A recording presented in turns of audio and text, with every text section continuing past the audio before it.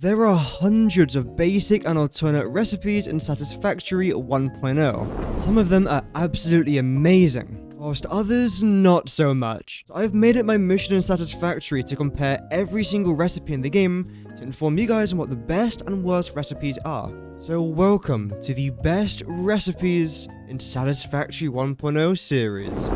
This video is all about the encased uranium cell. To make the encased uranium cells, there's two main recipes that you could use. There's the basic recipe that consumes uranium, concrete, and sulfuric acid, and then there's the alternate recipe called the infused uranium cell, which also consumes uranium, but this time consumes silica, sulfur without it having to be sulfuric acid, and quickwire. The main difference between these two recipes, as we'll soon discuss, is that our second alternate recipe consumed raw quartz deuterium ore, which our basic recipe does not, and our basic recipe also produces sulfuric acid as a byproduct. So you could use some of that sulfuric acid back into your main recipe itself to help you produce even more encased uranium cells. As always, I've laid out both recipes side by side so we can get a true comparison of which recipe is the best for you. I very quickly want to point out that the encased uranium cells makes two key items. Firstly, you've got the Nuke Nobelisk, which is one of, if not the best, Nobelisk in the entirety of Satisfactory, which is fantastic. And you also have your uranium fuel rods. However, there are two different recipes for the uranium fuel rods, both of which consume the encased uranium cells, and I will have a best recipe video about the uranium fuel rods coming out very soon, so make sure that you stay tuned for that. Regardless, this video is about the uranium cells, so let's get straight into it. Starting with our basic encased uranium cell recipe, and for both of these examples, we'll be making 20 per minute. And again, the key thing to note here is that we are making 8 sulfuric acid as an additional byproduct from this recipe, which is fantastic because we need uranium, concrete, and sulfuric acid. And let's start with the sulfuric acid since I've already talked about it quite a bit. So we are going to need 32.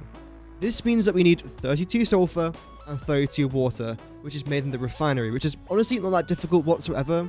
And of course, you could recycle the sulfuric acid back into this project over here, which is very easy to do and honestly rather simple. Regardless, now let's move on to concrete, and luckily we only need 12 concrete per minute. You can just make concrete normally just by using limestone, or again, you can use the refinery, which saves you limestone, which is great, but it does consume a little bit more power. You'll see me using a lot of these recipes throughout my best recipe videos. Additionally, this is the recipe I just showed you with the wet concrete, which again, I feel like is absolutely fantastic. And the other one that a lot of people like to fully utilize is the copper sheet, which again uses water and copper ingots. You combine them together and you save a bunch of copper. Additionally, you also get another one called pure quartz crystals, which again, you combine your raw quartz with water.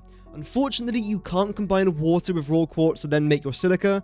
This is only available for quartz crystal. The last raw resource that you need is 40 uranium per minute. Now, I'm sure a lot of you are aware about this, but uranium can kill you, both in real life and in Satisfactory as well. So do watch out when you go next to these nodes, and you will know when you're next to a uranium node because it will start to damage you, so do be cautious of that. But of course, you could just make yourself a hazmat suit in the equipment workshop, and then craft yourself a bunch of these iodine-infused filters, which is fantastic for helping against radiation, which I do recommend when you are dealing with uranium. So that is the basic recipe. However, now let's address the required resources. Firstly, you need 40 uranium per minute, 18 limestone per minute, 32 sulfur, and 47 water per minute. Is this good? Is it bad? Well, we'll compare it to our alternate recipe in just a moment. But for now, let's see what we need in regards to machine consumption and power consumption. Starting with 1 water extractor, 1 blender, and 2 refineries. Overall, very simple to actually make when you've got all the machines in place. And in total, this requires 92 megawatts worth of power. This recipe is not bad, it's extremely simple to do, and except for the water logistics from the sulfuric acid and then the sulfuric acid as a byproduct, I would consider this a very easy recipe to make. However, now let's compare it to our second recipe, which is called infused uranium cells. To make our 20 encased uranium cells, we need 15 silica per minute, 75 quickwire per minute, and 25 sulfur and 25 uranium per minute. And I suppose we'll just start with these two and get them out the way with. This is not a lot of sulfur and it's not a lot of uranium. In fact, it's actually less than our first recipe. So, as I'll talk about in a moment anyway, if uranium and sulfur is a problem to you, then this recipe might stick out compared to the first one. The next item that I then want to try and talk about is our 75 quickwire, and as you might be able to see, I've gone with quite an interesting recipe. Rather than just doing the basic caterium ore to caterium ingot to quickwire recipe, I've got copper involved, and I've got our pure copper and pure caterium ingots also involved there as well, which introduces water into the mix. The reason as to why I've done this is to save on copper and to save on caterium ore. Let's say you don't want to get copper involved, and then you also don't want to get water involved with that pure caterium ingot either. Well, now all you've got to do, if I move it over correctly, there we go, is use caterium. But as you can imagine, this will impact our caterium usage quite drastically. So now to make our 75 quickwire, we need 15 caterium ingots. And 15 caterium ingots consumes 45 caterium ore. Now compare that to the 12.5 that we're consuming here. It might not sound like a massive difference, but when you're making thousands of quickwire, you are going to save hundreds, if not thousands, of caterium ore doing this recipe like so. But again, you don't have to, this is just my preference.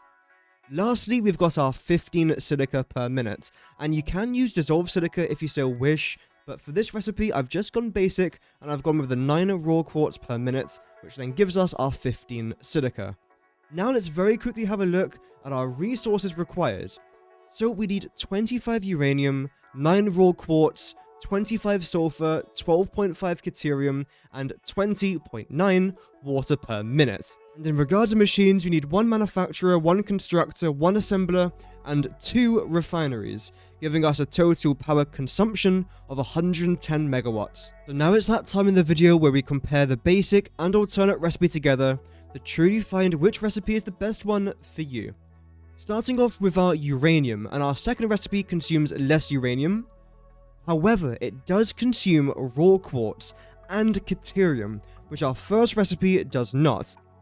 However, you do end up saving on sulfur and on water, so you save on 3 areas, but then you have to consume more resources. Having said that, our first recipe consumes 18 limestone per minute, whereas our second recipe does not consume any limestone. When it comes to power consumption, our first recipe consumes less power than our second recipe. So, what is the best recipe for you? It depends. If you only want to try and save on uranium, which a lot of us do, then the second recipe might be perfect for you. Not to mention, again, you also save on sulfur and water. Now, the thing is, you can actually make uranium and sulfur in the converter, which is fantastic. Well, that does require bauxite and reanimated sand to make your uranium, but you still can if you really, really want to, so don't think that's too much of a problem. Honestly, it's really that uranium and sulfur that it comes down to. But for me personally, I think the best recipe is the basic encased uranium cell recipe. I think logistically, it's super simple to do. Grab your uranium, just get a drone, go get your uranium, don't go near it and it won't really damage you too much. Concrete's concrete, I mean, you make it in like the very first hour of your playthrough, so that's not too bad. And sulfuric acid is literally just sulfur combined with water. So making this is not too bad at all. It doesn't involve caterium, it doesn't involve raw quartz, and again, in my opinion, it's nice and simple. Not to mention, you also get that additional sulfuric acid as a byproduct. Granted, it's not a monumental amount, but it's still better than nothing. And again, power-wise, it's great. Machine-wise, it's fairly easy to set up. So I'm pretty happy with this recipe here. But again, the second recipe might appeal to you if you're trying to cut back on sulfur and uranium. If you enjoyed today's video, you'll probably enjoy my other best recipe videos. I have made dozens of them that a lot of people seem to really enjoy. But regardless, thank you very much for watching. Before we go, a massive thank you to the channel members: Chaos Rising, Scotland Hattie, Mau Mau, Natormal, Yamikael Burns, Variants, Asuna, Nicole Still Plays, and Zhao. If you decide to become a Knight of the Realm for just £2.99 a month, you get access to channel-only emotes, unique badges, and also shoutouts in videos. Memberships are the best way to support my channel, but you don't have to become a member. Even just by watching today's video, you are supporting the channel massively. Here's a couple more videos I've made that you might be interested in. Thank you so much for watching today's video. Have an amazing rest of your day, and remember, Godspeed.